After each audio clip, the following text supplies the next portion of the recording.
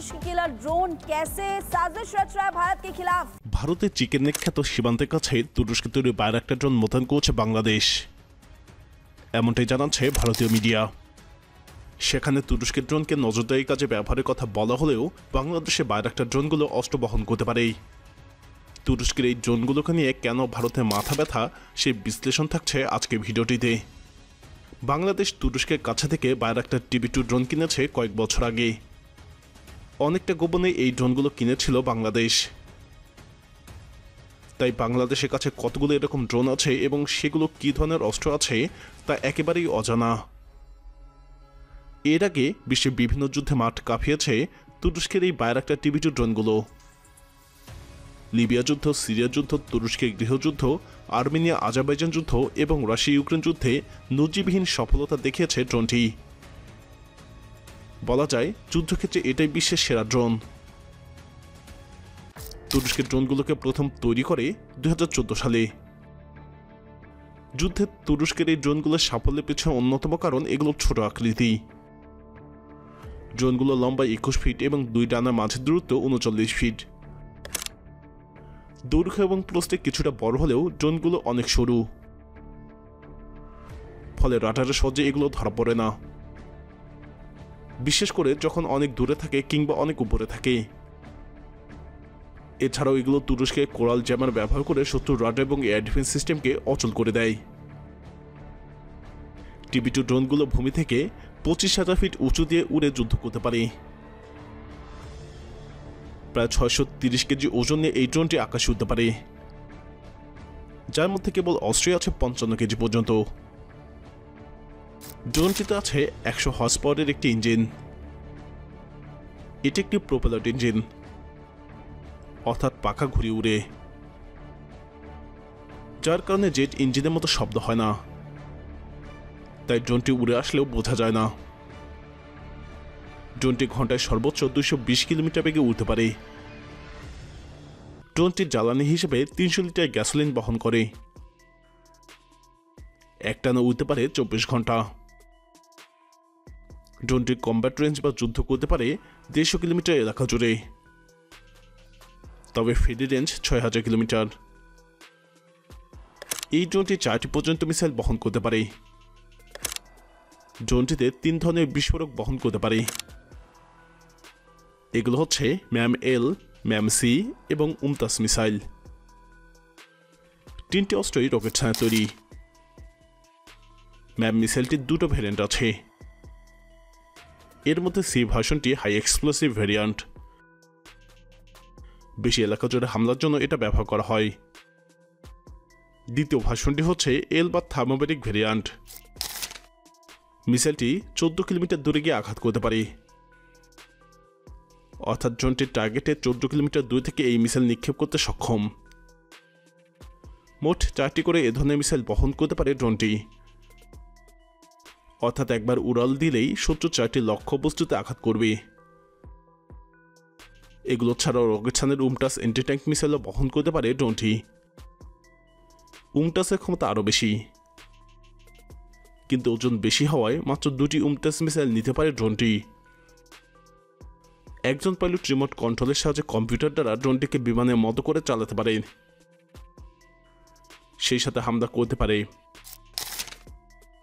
এটাই উচ্চ ক্ষমতা সম্পন্ন ক্যামেরা বসানো আছে, যার সাহায্যে পাইলট তার সামনে থাকা স্ক্রিনে সমস্ত কিছুই দেখতে পান। ক্যামেরাগুলো এতই উচ্চ ক্ষমতা সম্পন্ন যে কয়েক হাজার ফিট উঁচুতে থেকেও মাটিতে থাকা সৈন্যরা চলাফেরা বোঝা সম্ভব। শত্রু টার্গেটে নিখুঁতভাবে আঘাত করতে ক্যামেরাগুলো খুবই গুরুত্বপূর্ণ ভূমিকা রাখে। তবে পাইলটের সাথে ড্রোনটির যোগাযোগ বিচ্ছিন্ন হয়ে গেলেও কোনো সমস্যা নেই। ড্রোনটির মাঝে আর্টিফিশিয়াল ইন্টেলিজেন্স প্রোগ্রাম করা আছে, যার মাধ্যমে ড্রোনটি নিজেই নিজের রাস্তা খুঁজে নিয়ে রানওয়েতে ফিরে আসতে পারবে। ড্রোনগুলোর দাম কত তা গোপন রাখা হয়েছে, তবে ধারণা করা হয় এক একটি ড্রোনের দাম 50 লক্ষ মার্কিন ডলার। TB2 ড্রোনের আরও উন্নত রূপ TB3 ড্রোন তৈরি করছে তুরস্ক।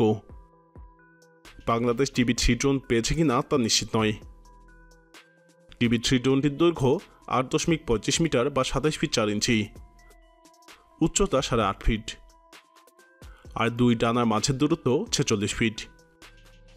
ড্রোনটির ওজন হবে 1450 কেজি, অর্থাৎ সব দিক থেকে ড্রোনটি বাইরাক্টার TB2 ড্রোনের চেয়ে বড়, সেজন্য এটা ক্ষমতাও বেশি।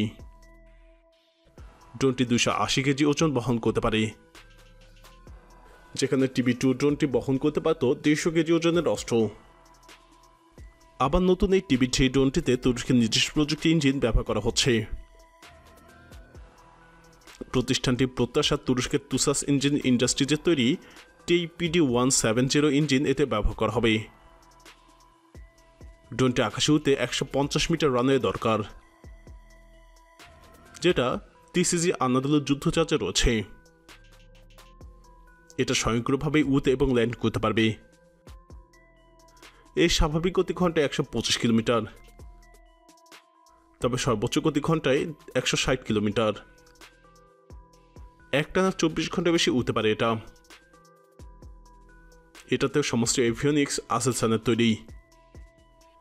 আসুন দেখে নেই এটাতেও কি ধরনের অস্ত্রশস্ত্র থাকছে। এটায় মোট 6টি হার্ড পয়েন্ট আছে। ড্রোনটি বেশ কয়েক ধরনের বোমা, মিসাইল এবং স্মার্ট ওয়েপন বহন করে।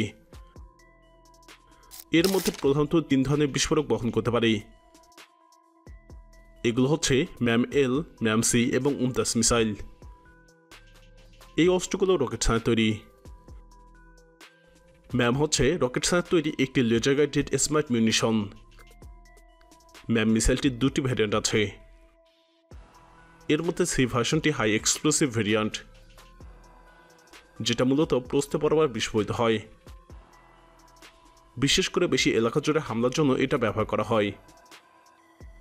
দ্বিতীয় ভার্সনটি হচ্ছে L বা থার্মোবেরিক ভ্যারিয়েন্ট। এই মিসাইলটি 14 কিলোমিটার দূরে গিয়ে আঘাত করতে পারে, অর্থাৎ ড্রোনটি টার্গেটের 14 কিলোমিটার দূর থেকে এই মিসাইল নিক্ষেপ করে শত্রুর টার্গেটকে ধ্বংস করতে সক্ষম। মোট 4টি করে এ ধরনের মিসাইল বহন করতে পারবে এই ড্রোনটি। এগুলো ছাড়াও রকেট ছানার UMTAS এন্টি ট্যাঙ্ক মিসাইলও বহন করতে পারবে TB3 ড্রোনটি। UMTASের ক্ষমতা আরও বেশি, কিন্তু ওজন বেশি হয় মাত্র 2টি UMTAS মিসাইল নিতে পারে ড্রোনটি। ড্রোনটির জন্য আরেকটি গুরুত্বপূর্ণ অস্ত্র হচ্ছে রকেট ছানার কিরিত 30 মিলিমিটার মিসাইল সিস্টেম। আরও আছে টুবিটাক সেইস বোজক লেজার গাইডেড রকেট। প্রিয় দর্শক, সত্যি কি বাংলাদেশ ভারতের চিকেন নেকের কাছে এই ড্রোনটি মোতায়েন করছে? এটি ভারতের জন্য কতটা দুশ্চিন্তা তৈরি করতে পারবে? আপনার মতামত কমেন্টে জানান। বাংলাদেশের সমরাষ্ট্র এবং সামরিক শক্তি নিয়ে আরও জানতে আমাদের চ্যানেলটি ভিডিও ট্যাব থেকে ঘুরে আসুন। এই ভিডিওটি ভালো লাগলে লাইক বাটনে ক্লিক করুন। ভিডিওটি আপনার বন্ধুদের সাথে শেয়ার করে তাদেরকেও ভিডিওটি দেখার সুযোগ করে দিন।